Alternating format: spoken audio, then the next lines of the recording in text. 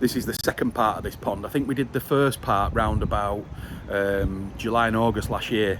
The pond has been running from probably around October. It's all been running now. And the customer, James, he's done everything himself, pretty much, apart from fiberglassing and electrics. He has done everything on the pond himself. So plumbing, the decking, the pergola, all the plumbing in the filter house. So he's installed the Nexus and everything like that.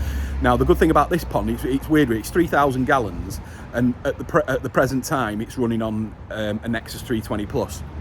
So he's got the skimmer on it, one of our skimmers, and that was for a future project of adding a bead on. Obviously everyone can't do everything at once, but so what he's done is he's at the moment he's got the skimmer running through a shower, which is really good, and we were just talking now, and he's saying to me, oh yeah, well, I'm going to get the bead in a couple of months and all that, but I'm looking at the water quality in this pond now, and it's heated at 15 degrees.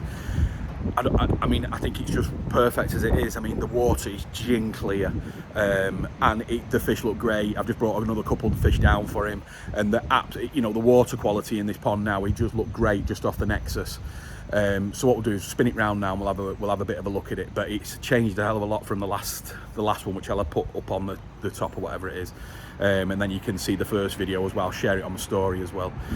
So anyway, so you can see that. But he's done an absolute amazing job on this pond. So, but anyway, the fish that are in there now, he's not really got any. These are from he put these in from a friend of his last year, and they will be going back to his friend's pond once he's done that pond, made the changes and stuff. So there's not going to be that many fish in the pond. So I brought him some beautiful Shintaro showers down today that are going to grow on really well. Put them in the bowl in a minute, we'll have a look at them. But yeah, let me show you the pond first. Love it.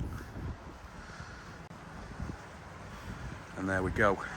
So it's 3,000 gallons. I'm sure I put the sizes in on the first video, which you'll see at the beginning, which you can click on at the beginning of this. So if you want to go and look at the first video first, then you can see how well he's done. I mean, all this decking, he's put the glass in, everything. It's really good seeing these people do these jobs, especially, there's that many of them over the last year or so, the last 2 years. So, but look at the water quality in there. And there's the drain. No bits, no nothing. He's got the Nexus absolutely dialed into perfection. There's the shower, which is running off the skimmer. Like I said, the shower's working very well. It adds oxygen to the pond. So if we go round, let me go round this way. The blade isn't working yet. That's the next project that James is doing, and also he's getting a roof put up on here, which is going to be a fiberglass roof over the top. And then so there's the skimmer.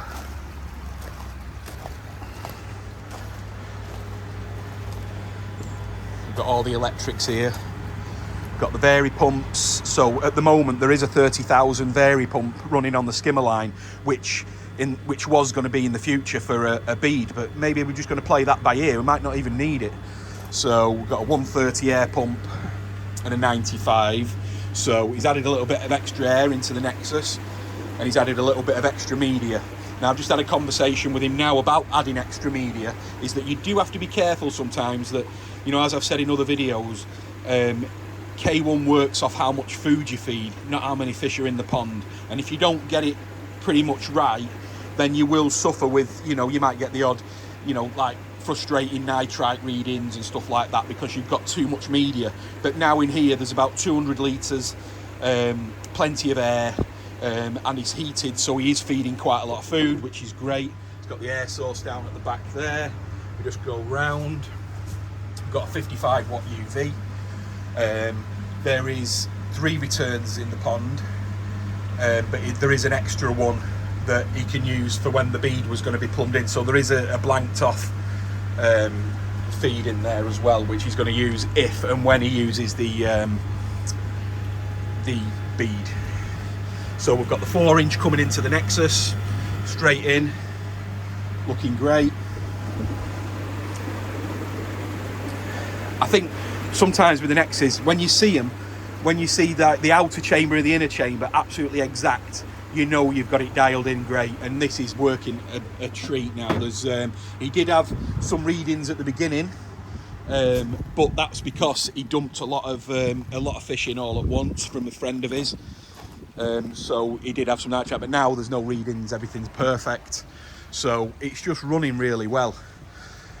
And also, like I say, it's heated, so it's not just because it's cold or anything like that that the water looks like this. It's just looking great. So we've got a couple of fish there that we're going to put in a second. A couple of Shinstro showers. They're going to look really nice in this pond. But yeah, really, really nice. Look at that. Put all the glass on himself. He's done everything. I even like the painted brick. I think that looks really nice.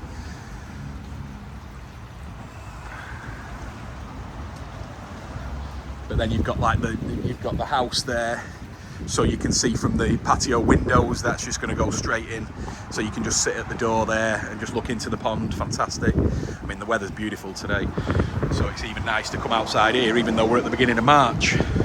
But anyway, let's get these fish. James has agreed to come on the video with us and just ask, and I'm just going to ask him a few questions about the build.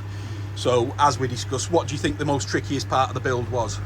Well, I found really the block work, getting that, but sticking to simple practices like lining up and things like that, you know. But it's something you've never done before. Time. It's something I've never done before, but I've done a lot of research. It's not something I just throw myself into. Yeah. Like 2 years I started reading about building this pond before I started building it. Just about fish keeping, general maintenance, the filters. Obviously I found your website, I was reading into that, that's where I came across to see you. But yeah, I mean, just don't throw yourself into, take your time. Yeah, take definitely, and we explained that. I mean, what was the plumbing like on the Nexus and stuff with putting the drains in and stuff like that? Was that okay, straightforward? Easy, yeah, no problem at all. The only thing I did wrong was, which I wish I'd have gone back and thought about more, is I thought I set the Nexus at the right height. Yeah. I was 2 inches out, and that 2 inches has made a massive difference. So I had it out. What did you do it 2 inches too high or too low? Too low. Right. So it wasn't quite reaching that top hole in that skimmer. Got you. And just getting more water into the skimmer for the pump to feed to the shower. Yeah. That's made all the difference. Yeah. Because it's a big shower. Yeah. I needed a. You're running it dry. You mean you're running the skimmer dry? Yeah. It's just pulling from it too fast. Right. And just that extra 2 inches has made a massive difference. And it just looks better being closer to the lip of the glass as well. Silly little things like that make a massive difference. Yeah, of course they do. Really do. Yeah. That's what I've learned. They're just little mistakes, really, and I've put them right. So. And you've been, and I know you've been happy with the Nexus and everything like that. But I mean, would you always carry on using this with the way it is? Yeah. I mean, maintenance-wise, it takes minutes. How often are you cleaning it? I clean it. Well, in the summer, I'll probably do it 3 times a week at least. But I put the extra airline into the centre, into the bio, so I can move it out the bio and put it in the centre, and it really blasts it out quicker and better. Yeah. Just that extra really, so I'm not wasting too much water. Yeah, that's right. You know, so you can just do one clean at a time, can't you? One clean's fine with that. Yeah. So you just do bubbling it once and leaving it where, you know, like when we're at the shop, we'll bubble them that's 2 or 3 times. So and then I use whatever to feed my plants. Yeah. I've still got the mess there from the build. Yeah. But that I'm working on that over the next month. The rest of it, just having a clean up now really. This roof's temporary. Fiberglass roof, looking at having on top. And next he's getting the blade running. Getting the blade running, that will just be a summer run. Right. Because of water temps. Yeah. I don't want to be running that in the winter because obviously I'll just be wasting power. Yeah. So yeah, that will be running in the summer during the day, and then back to the returns in the wall. You know, during the winter, like a winter run, so to speak. I was there because I just asked James whether he was okay talking about the cost of building. So what do you reckon it's cost you start to finish to get it to the stage that we're at now? And this is with a lot of the work, well, most of the work done yourself. Well, as all things, Tim, you know, these always work out more expensive than you anticipate. Yeah, of course they do. You know, so I think, you know, from start to fishing, I'm probably not far off 15. to build the pond for 3,000 gallons, and that's including your fiberglass, all the groundwork, and everything doing like it that. myself. Yeah. So the only thing I've not done is the electrics and the fiberglassing. Right. I've done everything myself. Yeah. So yeah, but then again, if I was to have a firm build this, you'd probably have been looking at 30 or 40. Yeah, easy. I So, would have said. The savings are a lot. But that includes everything, including the heat pump, including the Nexus, including everything. Including everything. Filtration. Yeah. The heat pump. Yeah. Yeah. Or the full build itself, yeah. Full Plus the build labour, itself. there's a lot of labour involved in that as well, isn't there? So, and how long did it take now? So, how many months from start to finish? Well, we're nearly a year. I started building it in April last year. And then when was it running? Was it running in October? It was running in October, but then again, obviously, what's happened to Becky, having a stroke, it's like set me back. So I probably would have got it done sooner than that. But yeah. That's what it took me. Yeah. Fantastic, mate. Well, it's an absolute credit to you. You've done a fantastic. I love these self builds. I think they're absolutely brilliant. But anyway, shall we get these fish in? Yeah. Get these new ones in. You know, one thing I've learned about this is I've always thought that the bottom drain. I know it helps suck the pump up and sucks the crap into the drain. It's the aeration from it that does it. Yeah. As soon as you turn that on, you can see the crap rolling towards it. Yeah. It's good. So I thought people are panicking about benching the floor and stuff like that. You actually don't have to. No, Does it? Yeah. On this pond size, it's ideal. Yeah. Look at them, lovely, aren't they? Gorgeous, yeah. No way, you can see these like little veins. That's just because I brought them down today. Oh, is it? Yeah. Is that cow then? Yeah. Oh, they'll wow. be white as a sheet in a couple of days. Amazing. Let's get them in. Look at that.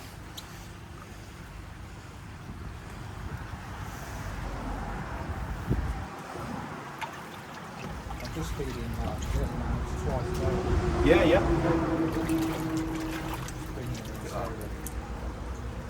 You've done that before.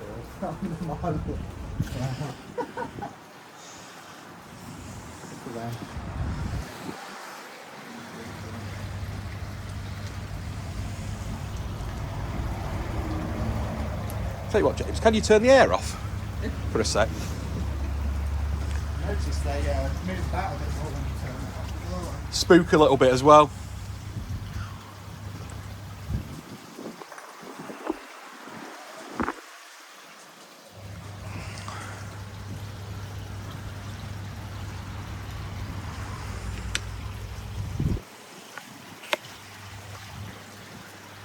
It's lovely, isn't it?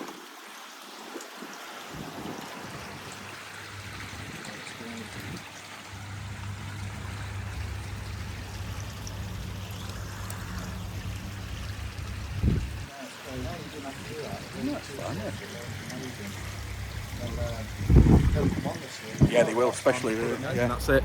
So 3,000 gallon pond. Nice chat with James, the customer. Pond looks brilliant. So yeah, that's it. Just enjoy it. The fish are great. So yeah, well, I think this is the first one of the year for a pond. So yeah, enjoy it, guys, and we will see you on the next one. Give us a thumbs up, subscribe if you can. See you soon.